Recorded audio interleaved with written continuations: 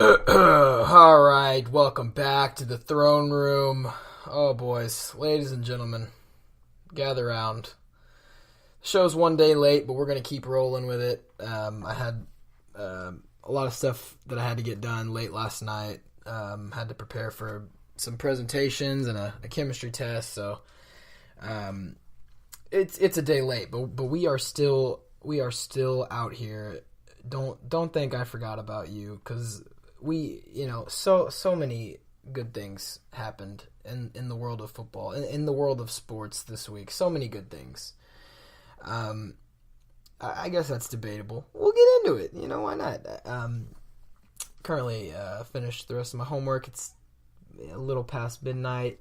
We're going to get this episode rolling on a Tuesday instead of a Monday. And y'all, listen to it on your commute to work. If you're driving to work, have a good day.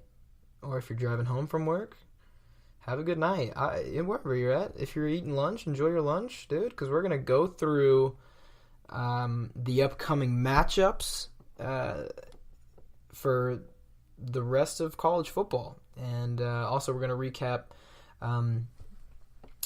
the NFL, and I want to pick my winners for the bowl games, because these got some good ones. I'm sorry to see that A&M is in a worse bowl than they should have been, but it's whatever. So this is old news because these came out on Sunday, and you'll be listening to this on Tuesday. But so this is old news, but either way. The SEC Championship, Alabama and Georgia, was a big game. It's a rematch from the National Championship last year in the same building, which I thought was cool, and literally the same building. So this is where Georgia was planning on getting their revenge for blowing a 17-point lead, 17 or 21-point lead, I forgot, 14, 17, something like that. Blew a 2-possession, 3-possession lead over Alabama last year, and it was seemingly the same. It really was. At halftime, it was 21-14. Alabama was down, and Tua had injuries, man, and we've covered this before. He's had problems with his knee, his ankle. He just felt off. His receivers were dropping a lot of passes. I'll give him that. But he was only 10 for 25, 164 yards, a touchdown, and 2 picks. And you can look at that and say that is a terrible game for Tua. And yeah, it was bad. I mean, two picks is unacceptable. He's never had 2 picks in the same game. I think he's up to 4 or 5 interceptions on the season now, which if you look at it, that's nothing. I mean, he's very low interception percentage, but this game was bad. And again, his receivers weren't catching the balls that they should, but it seems like he was just trying to force the big play. He just jinxed himself. I don't know what it was, but he was off. And Saban obviously picked up on it, as we all did. And so we have a little ironic story. As last year, Jalen Hurts, it was the same thing with him against Georgia.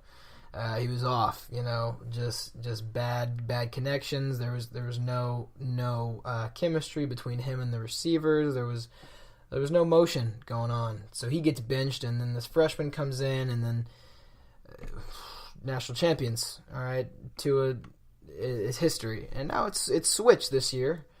And I don't know how many of y'all watched the game, but y'all know this. He gets benched, and then Jalen Hurts comes in, and it's late in the second half, and he goes 7 for 9, 82 yards, a passing touchdown, and a rushing touchdown to win the game. Both in the fourth quarter. It's astounding. I was so proud of this guy because of the way that the whole situation unfolded. I mean, he could have left. He could have transferred. Like we've talked about this in some of the other episodes, because he was the whole conversation was should he have left, and that was around the same time that Kelly Bryant left Clemson. So that was the whole conversation. Then was what was the difference between why Jalen Hurts stayed at Alabama versus why Kelly Bryant left Clemson? I mean, both similar situations. A freshman takes over for your spot at a top 2 team, and essentially it seems bleak. But Jalen Hurts stuck in it because he wanted to get better. He wanted to improve his craft, and he did that. He was 7 for 9 through the air. One of his passes rolling to his right, throws a dime to Henry Ruggs. This thing on the run and throws it on the sideline. It was fantastic. And then, of course, the touchdown pass to Jerry Jeudy. It was impressive. It was something to see how this guy has cultivated his skill set. And he won the game for him. He won him the game. And Nick Saban, right after the game, almost in tears. He was very emotional talking about Jalen Hurts and how proud he was of him, and I was too. I kind of got a little teary-eyed look watching the end of the game because it was like, wow, you stayed in it with your team. You were selfless. He's a selfless player. A selfish player goes on and wants to play, but he stayed in it for his team. He got better. He grinded in the off season with them, and he ended up winning the game for his brothers. That's the thing. That's the great thing about football is even when you're not playing, you are contributing, and he's making the defense better. He's making himself better, and he's moving them on to the playoff. Little did Georgia know, because they lost, they become a 2-loss team, and as the playoff trends show, no 2-loss team has made it in the top 4 in the past 6 years. So that is a trend that the committee has kept, and that rules Georgia out. And I think if Georgia won, I think Alabama still would have been a top 4 team because they would only have been 12-1, and Georgia would also be 12-1. I think in that case it would have been different, and both of those teams would be in the playoffs. And I think in that case the committee would have to would have to. Oh, I don't know. That'd be a tough decision. If I was on the committee and Alabama lost the SEC championship, I would say that they're number. Well, I guess they would be number 2. Georgia would be number 3, and Clemson would be 1. And I don't know who they would pick for 4 out of Oklahoma and Notre Dame. I guess Notre Dame because they're undefeated. I don't know how all that would work out. But I'm only saying Alabama's still over Georgia because of the loss to LSU and common opponents. But yeah, outstanding.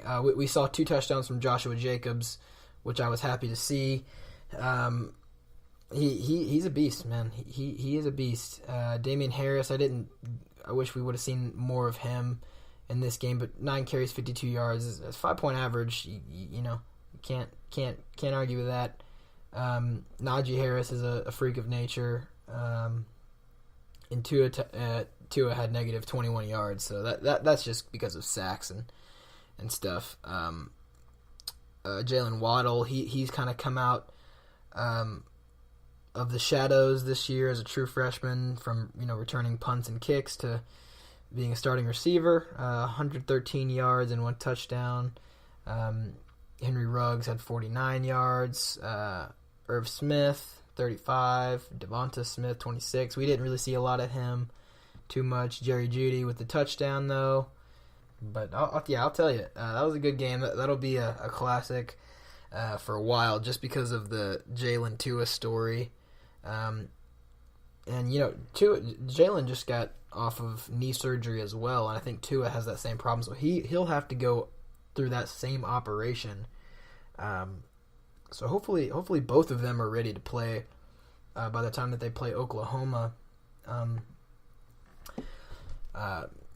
I'd like to see Tua start that game just because he can, if he's healthy, just because he can. And again, you always have Jalen Hurts as your backup, and it's too late for him to transfer now. So you'll still have him in your back pocket for both of those games, and I hope they stay healthy. Clemson's at your number 2 spot. Notre Dame's your 3, and Oklahoma is your 4. They beat Texas. That was a good game. Another rematch from earlier in the season when Texas won that game, and that was the one where when we were talking about if Texas was back or not. This was a game that we pointed to because we were trying to say that Texas wasn't back because they beat an Oklahoma team that at that time really hadn't solidified their identity, and of course Kyler Murray had a terrible game. So. And it wasn't because they shut him down. He was just it was a bad game from Oklahoma, and this time around it was kind of a, I don't want to say blowout, but it was a 12-point game. So 2 possessions. Sam Ehlinger had a decent game, 23 for 36, 349 yards, 2 touchdowns and a pick. Kyler Murray, 25 for 34, 379 yards, and 3 touchdowns, no picks. And, of course, he rushed for 39 yards. So I don't think it was a great game, but I do think because he had a better game than Tua this week, that he has surpassed Tua in the Heisman race. Kyler Murray has, and it'll be close. Looking at their stats toe-to-toe, I saw a stat sheet of Kyler Murray's stats excluding the fourth quarter, and it's pretty close to Tua's. I mean, it's slightly better. So I think you have to give it to Kyler Murray in this case. I just really hope that Tua can stay healthy. But I think I think he lost it here. Kyler Murray's just too much of a beast, and that would be interesting because, of course, Baker Mayfield won it at Oklahoma last year. So I can't remember a team winning a team's player winning a Heisman at the same position back to back. I want to say the last time that happened was like 1940s Army or something like that. I don't even know. I'm not too sure about that one though. It has probably happened a long time ago, so that'd be interesting if Kyler Murray ends up winning.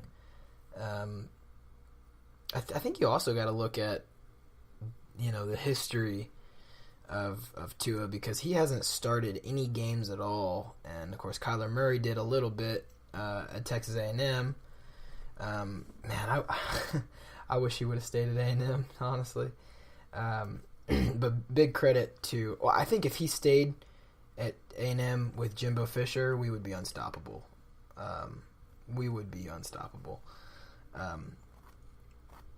Because he wasn't very good. He was good, but he wasn't having the success that he is at Oklahoma, and I think that's because, sure, he could have gotten better as a player, but I think also it's the plays that are being coached or called for him. I think the Oklahoma head coach is fantastic at calling plays. This guy Lincoln Riley, he is a offensive mind, and he really knows how to dial it up. He honestly might be one of the greatest offensive coaches in the game right now. But I think Jimbo Fisher's in that conversation, and I think Nick Saban's obviously in that conversation. But yeah, I mean, Lincoln Riley really is a force to be reckoned with. So I'm gonna go ahead and say, of course, Alabama already is a 14-point favorite in the game against Oklahoma. And I think that will prove to be right. That's the Orange Bowl in Miami, and yeah, I think Alabama will take it. They're just more of a well-rounded team than Oklahoma. I mean, sure, Alabama's gonna have to battle that offense that Lincoln Riley's got rolling right now, but Oklahoma really doesn't have a defense prepared for